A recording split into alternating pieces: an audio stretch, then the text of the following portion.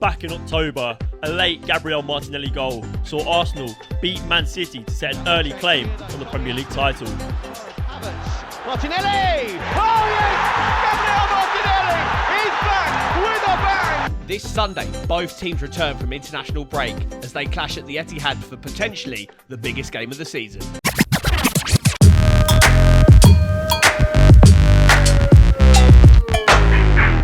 Back, baby. Episode 90 of the BoreDraw podcast. We're back from an international break that nobody asked for. Yeah, I mean, it was a bit of a howler of an international break, all things considered, especially for the majority of England fans.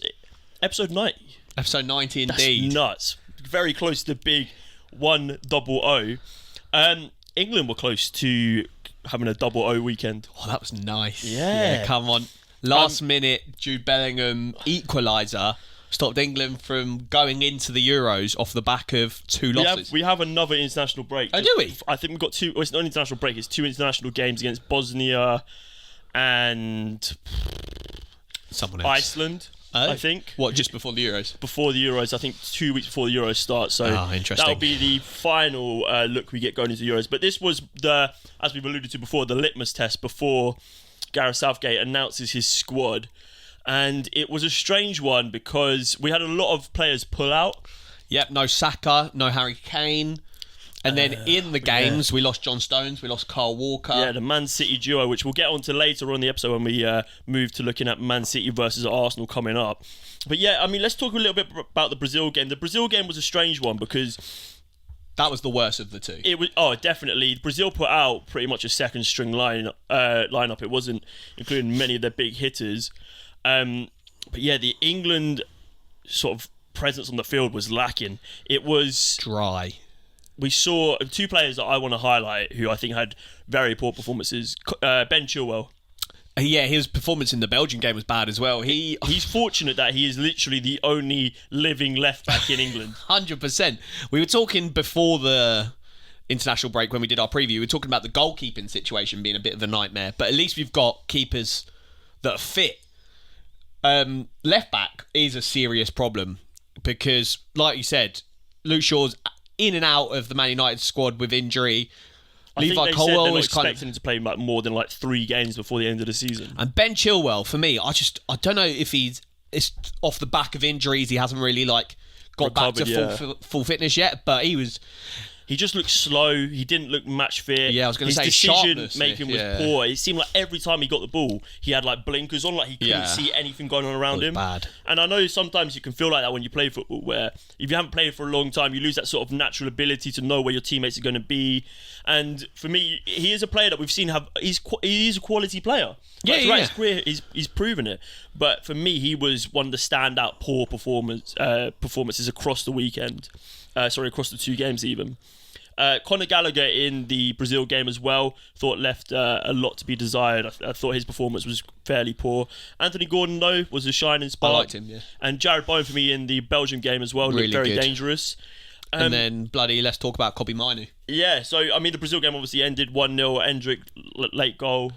And yeah, England, that game, they just let the game pass them by. There was just no attacking impetus. A lot of the no creativity. A lot of the Brazil game plan was just anytime England got anything going, just foul them. Yeah. So maybe, you could argue the referees probably should have started getting the cards out a little bit sooner, but I don't know. And losing Kyle Walker early on when you're up against Vinny Jr. isn't ideal. Yeah.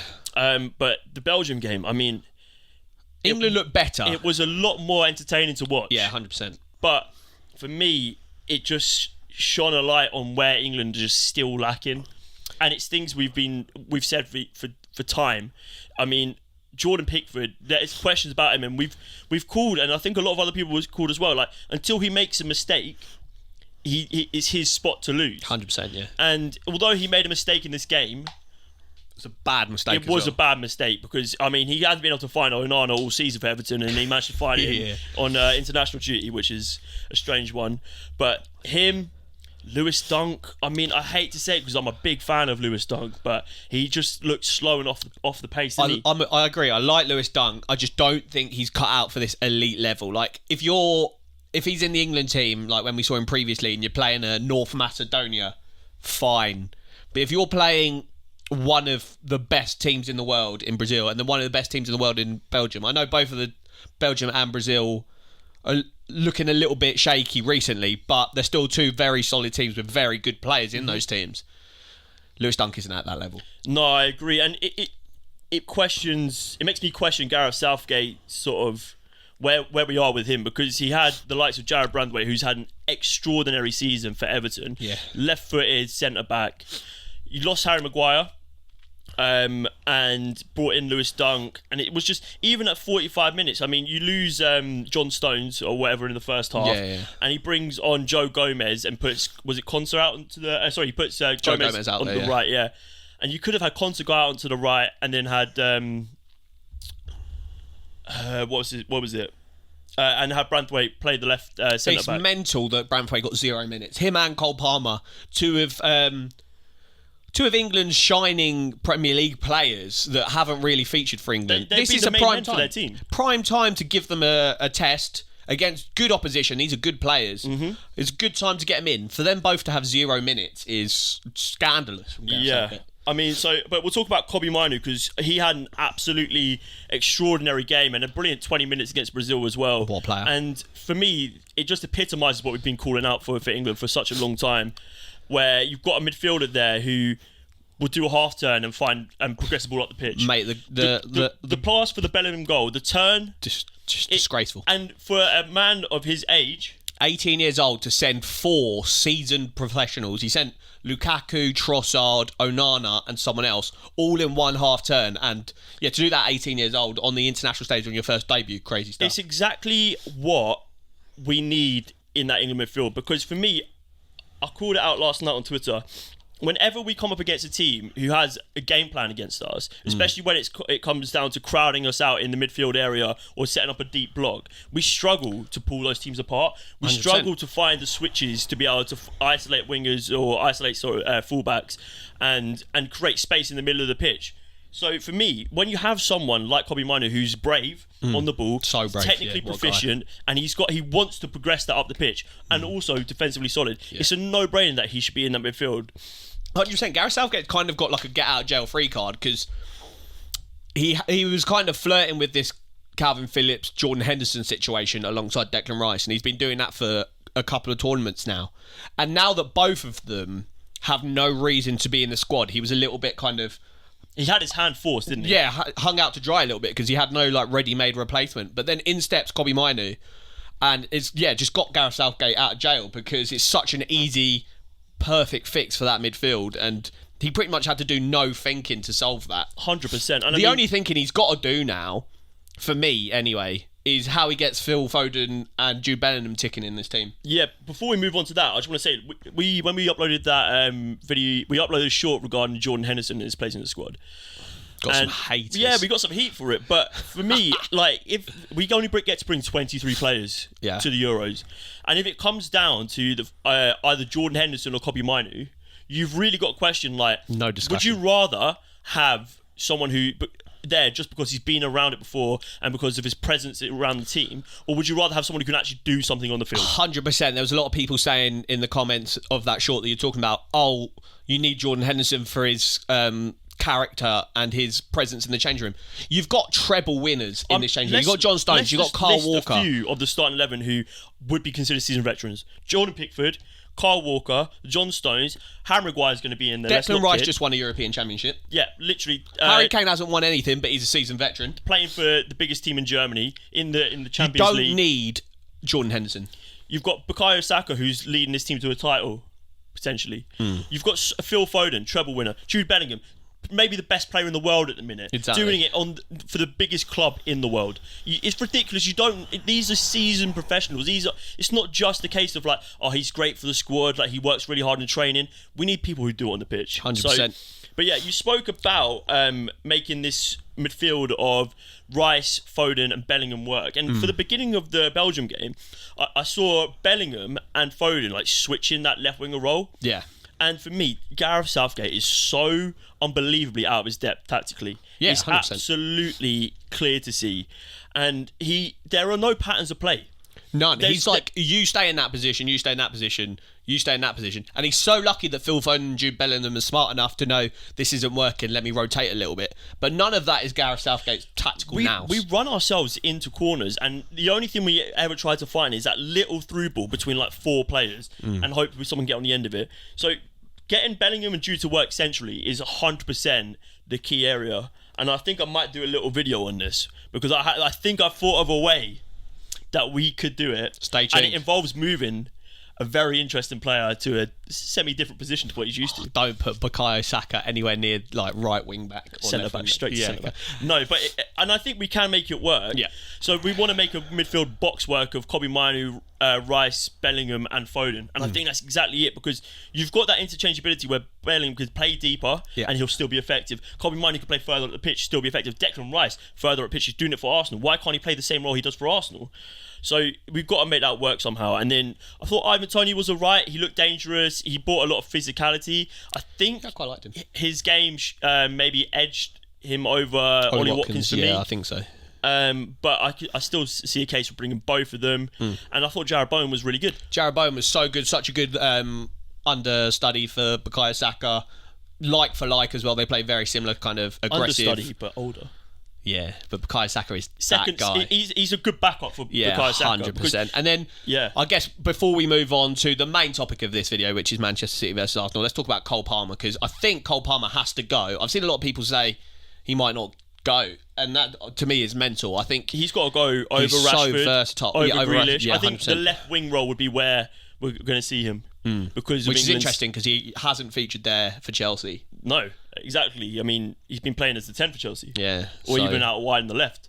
So, yeah, it'd be interesting to see, but for me, he's got to go. Yeah, he's 100%. got to go. Just like we said earlier, mental that he got no minutes when he's probably one of the most exciting English talents in the Premier League this season. Him, Foden and Saka are lighting up the Premier League. And when Saka's out, you got to give Cole Palmer a go. Yeah, and so maybe the best way to summarise England's international break is that it's left us with more questions than answers. And that always happens. It's just the curse of England. Right, let's get into the big, juicy event happening on the Sunday. Sunday. Easter Sunday. Come on. And the Lord has brought us a juicy fixture.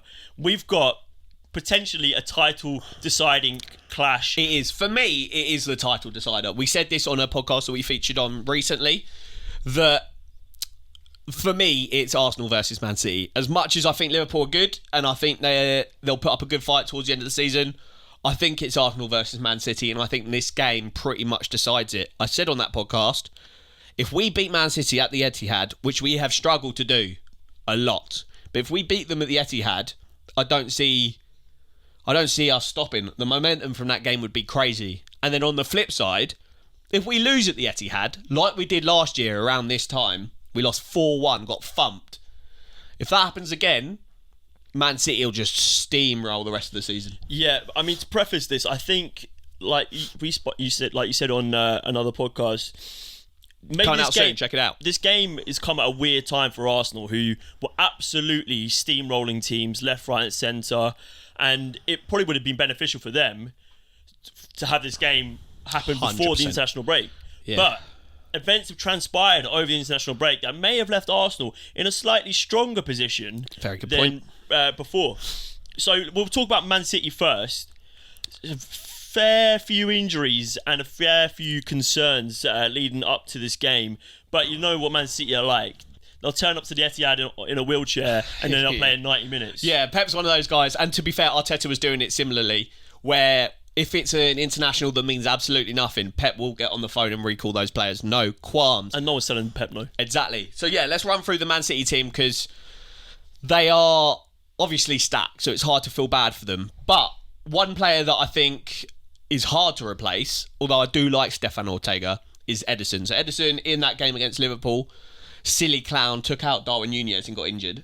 Yep. So no Ederson for this game. It wasn't his fault though, it was a hospital pass. Hospital pass from Nathan Ake. But yeah, no Ederson. As we mentioned in the international break, two of City's England men. Just going back to Ederson real quick before we move on. Did you see the interview, I think it was with John Stones, who talks about how Pep literally has Ederson like in his mind as a centre back. Like he's like when Ederson moves into that position, so that Man City always have that extra advantage. And then to try and replace someone like that is they're already gonna have to alter their game plan. Yeah, I thought you were talking about the news of John Stones saying that he didn't even know that they were playing Arsenal. That this is weekend. funny as well. That is jokes. That's elite mentality. But yeah, I think Ederson is a massive loss. His ability to like just pick passes. He can cut players out immediately. He's not afraid to play passes, and he's probably just a better shot stopper than Stefan Ortega. 100% better shot stopper, and just like you said, just so much braver. Probably like Alisson is the best keeper in the league, but in terms of passing and just sheer bravery, probably a bit mental. And against a team like Arsenal, who are the best in the world at suffocating teams and having a really organised press, falling into a really organised rest defence, it's so important to be able to have a player who can act as that extra, that sort of 11th man on the field of play, and give you that advantage elsewhere at the pitch, even if it is from as deep as the goalkeeper position. 100%. But yeah, Kyle Walker and Johnny Stones both pulled up for England across the international games. That's two big losses if they don't find Kyle some Walker's one in. apparently isn't expected to be too bad, so we'll probably see him. But the John Stones one, I heard it was like an adductor kind of in his groin. Yeah, apparently he got the ball, out here, yeah. and I think he like took a heavy touch, dodgy turn, tried to sort of rectify it, and pushed off weirdly. Yeah, and you could see great. it tweak, and hopefully, I think he's done out. I think that from what I've seen in the news, is meant to be like 6 weeks for him. Hopefully, back for the Euros. But yeah, I think Johnny Stones we probably won't see, which kind of leaves them in a situation where Akanji went off as well, but I don't know if his injury's that bad. I think maybe it's get him off before the injury gets too bad, because you need, I'm assuming it's going to be a back line of Kyle Walker, Akanji and Diaz, and then maybe Gvardiol. Or Gvardiol, yeah. But I think this is Man City's depth though, isn't it? I mean, even Rico Lewis could step into that team and do a job. They've probably got some man hidden in the academy who could come in and be world beaters. Did you see Oscar Bobb's goal on the weekend? Yeah, mate. That's so good. But yeah, so Man City's injuries looking a little bit concerning as well. Jack Grealish. The only positives are that Jack Grealish and Kevin De Bruyne are back in training, so I assume we'll probably see both of those at some point. Doku looked good against England as well, so he might be starting out on the left. Yeah, I think defensively is where City are probably going to be a little bit wobbly, which is positive for Arsenal, because I think I was going to be a little bit brazen and say we're going to suffocate them like we do other teams, but maybe a bit of fear will step in, and a bit of, because there's been a break and a bit of lack of momentum, we might step back. Whereas, like I said, if we had the game straight before international break, maybe we would have been a bit braver. Yeah. But I don't know, it'd be interesting. I think Haaland missed a penalty for Norway. It's mad that they haven't qualified. Yeah, I mean, they haven't qualified for quite a few tournaments now, haven't they? Yeah, I know. Like Haaland and Odegaard, mate. But then I guess you need other players. Yeah. Let's talk about Arsenal. So Saka didn't play a minute for England. He pulled out. Love that for him. Yeah. I mean, what more do you want to say? Hopefully, I think there was rumours of like a thigh or a slight thigh. Well, yeah, he went off early in the game before the international break with a bit of an injury, and then it was interesting that they even let him go on the England. Which probably it is good for Arsenal, because it means that he's probably fit enough that he could have played, but you definitely don't want to risk it. I mean, you go into the business end of the season and potentially into the Euros. So, yeah, Saka I would expect to start for Arsenal. Declan Rice played double 90 minutes though, which I absolutely hate, but he's a guy, so. Yeah, I mean, in a sort of, I don't know, he played that deeper position for England, so maybe his legs aren't so worn as if he was playing that Arsenal role where he gets about a bit more. But and then in an attacking sense, Gabriel Martinelli, who scored the winner against Man City earlier in the season, he's been out with a injured foot. Leo Trossard's been playing instead of him, but I don't know, Gabriel Jesus might be back fit, so I don't know if we'll go with Gabriel Jesus left wing or Trossard left wing. It'll be interesting to see. And then obviously Kai Havertz through the middle. Let's actually have a look at the predicted lineups. Let's start with the Man City team. So this is from TalkSport. Don't condone TalkSport, but they've got Ortega in goal, Gvardiol left back, Ake and Ruben Diaz as centre backs, obviously assuming that Akanji's probably injured, and then Kyle Walker at right back, Rodri at centre mid.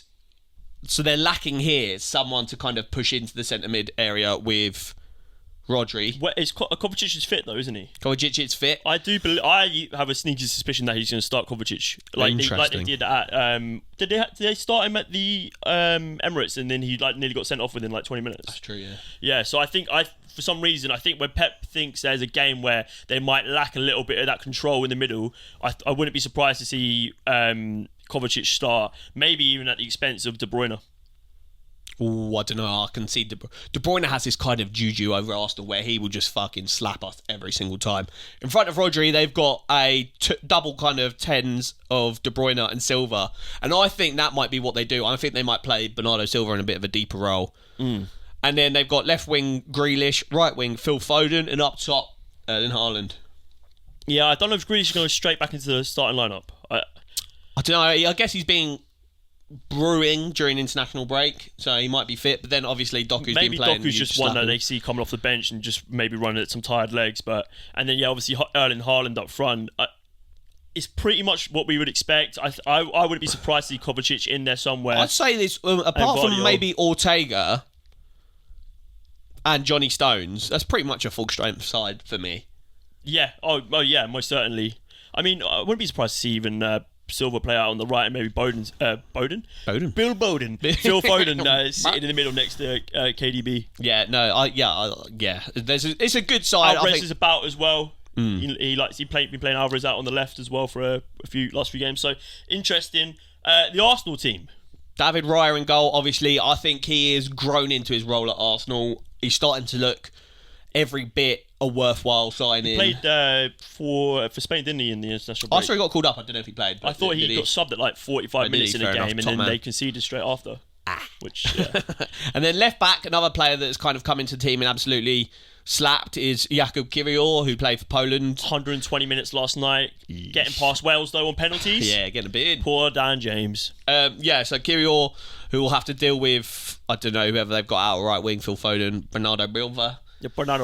And then Gabriel Saliba, Ben White, who controversially withdrew from England duty. Decky Rice did say, a little whisper in his ear. He did. Because that would be... Gareth Southgate's going to be too proud to call him back. Though. Maybe let's be real. Maybe it's a situation when Southgate flops at the Euros, gets sacked, then Ben Mourinho, White baby. And Ben White is a Mourinho player. I feel like that's a vibe. Jorginho, the base of the midfield. You've got Declan Rice and Odegaard. And then up top, you've got Havertz, right wing Saka, and then left wing, they've gone for Gabriel Jesus. Could be Leo Trossard. Could be Emile Smith-Rowe, maybe. Who knows? Very interesting. You don't see Jorginho starting? I do see Jorginho starting, I think. There's someone person in there to control the tempo of the game, yeah. If he does what he did against Liverpool, happy days. Yeah, he's been really good for Arsenal. Yeah, really played for Italy as well over the international break, was good. But yeah, I mean, for me, this game is won and lost in that midfield. I think if Arsenal allow City to dictate the tempo of the play, it's going to be a long day at the Etihad. The main player that I think a lot of people are going to be watching is De Bruyne, but for me, I think it all comes down to Rodri. I think if he has, and he is a big game player, if he has a 8 out of 10 performance, I don't see any way that Arsenal get past the City team. Saka's form towards the latter, just before his injury, has been semi called into question. He's sort of stopped scoring. Odegaard and Havertz and a bit sort of picked up. I think Arsenal are in a good run of form if they can continue how they were playing pre-international break. I struggle to see how Arsenal don't win. Oh, you can't say that. Because I just, if Arsenal could continue off how they left before international break, I couldn't see a team in the world that could live with them. Maybe Porto. But yeah, I don't know. It's going to be really interesting. I think... Let's quickly have a look at both teams' form. So both teams come into the game in their last 6. None of them have lost. Arsenal has 6 wins out of 6. Scored 26 goals, conceded 3. And then Man City, 4 wins, 2 draws, scored 9. Which for Man City, in 6 games isn't good. Yeah, you know how you're just at a level when 9 goals in 6 games and you've won 4 out of them is bad. That's the level we're at. Well, let's have a look here. So 1-1 against Chelsea, 1 who's that? Bournemouth. They beat Bournemouth 1-0 and then 1-1 against Liverpool. So they are not, and 1-1 against Brentford. So they are not struggling to get goals, but you don't see Man City in 4 games score 1 each time. Yeah, just... If anything, it's kind of like the opposite. You'd think that was like a bit Arsenal-y, and Arsenal and Man City are the one with 26 goal difference. Yeah, I mean, let's maybe have a quick chat just about what this means for the losing team. I mean, it could be a draw and then advantage Liverpool, really. Yeah. But if Arsenal go on and win this game, I think that's it. For me, not once have I said it's our title to lose. Whenever we've done the percentage thing, I've always said we haven't had the highest percentage. I've always said Man City's had the highest. If we win this game at the Etihad, I will unequivocally, is that a word? I think it is, say that it's our title to lose. Yeah, I mean, you sit top of the league, so it is your title to lose. That's not how it works. You got to take into account form. What do you mean? Look at your form. And you got to take into account the run-in. You scored 26 goals We've in 6 also, games. another thing, not comparing to Man City, but I think comparing to the other teams, I think there's a period of like 14 days where we've got like 5 games. Yeah. Like our run-in is pretty I think hefty. prior to the North London derby, you played 4 times in like 15 days and Spurs played none. Yeah, which is mental. So, That's like as a much as I football think it manager is our title to lose if we win, there is external things to take into account, like that hecky-ass schedule. I still see... I don't know if this is really the title decider. It's going to give us a very, very good idea. But I see... What have we got? How many games we got left? Is it So 9 after games? this, yeah. I could still see Arsenal, Liverpool and City all dropping like 2 points. It may be even a loss. So I think before the end of the season, we'll probably see all 3 teams sit top at some point. Yeah, I think there is a lot riding on this game, and I think if you go there and get slapped 5-0, that's going to be that could cause a long day. That's a big ripple. Yeah, because that's going to tear bumholes. Yeah, and it's going to make you really nervous. Yeah, because if you go, then you lose 5-0, and then whoever you got next, and you don't score, and it's like 80 minutes in, and Man City have won the day before, or they still got to play. You're thinking, uh-oh. I think it's as simple as this. Bookmark this. If City win, they win the league. If Arsenal win, they win the league. If it's a draw, City win the league as well. Yeah, I think so as well. I think that's what will happen. Before we leave, let's do a cheeky Arsenal and Man City combined 11. Just with only the fit players. Good looking ones. Of course. Are we doing entire squad fully fit? Yeah, let's do It does make it elite. Yeah. I was going to say, because you have to include Edison, really, don't you? Well, do you? I don't know. I was going to say the same thing. For me, Bruyne's had a good half a season. Edison is just... Raya could potentially be better than Edison, but I think for now, I'm still going to go Edison. Yeah, I like that you were flirting with the Raya thing, because I was going to do that just to be devil's advocate. But yeah, I do think it is Edison. Right back. This is an interesting one, because I still think Kylie Walker is the one. But Benny Blanco is putting up numbers. No, I think this season could be Benny Blanco. I don't know the stats, but I think he's pretty much got more goals and assists. Would you start him as right back for England over Kyle Walker? Oh, yeah. I think what Kyle Walker has is that recovery pace. And is it rude to say that's pretty much it? Like, in terms of creative passing, overlapping, all he does is bomb it down the wing and kind of drill a ball in. He hasn't got like the IQ of Ben White, in my opinion. Controversial? I'm gonna go Walker. I'm gonna go Ben White. Let's know. I'll concede, and then you've got to do one concession later on. Right, centre backs. Saliba Diaz. So no John Stones at all. Oh, no, I think John Stones is better than Ruben Diaz. All right, I concede. Saliba Stones. Oh, that isn't even the concession I want. I was going to go Saliba Gabriel. No? Diaz. Gabriel needs some respect on his name. He is so good. He really is so good. But Saliba Diaz is nuts. Diaz these men have won a treble. They've won like 4 out of 5 titles. Saliba Stones?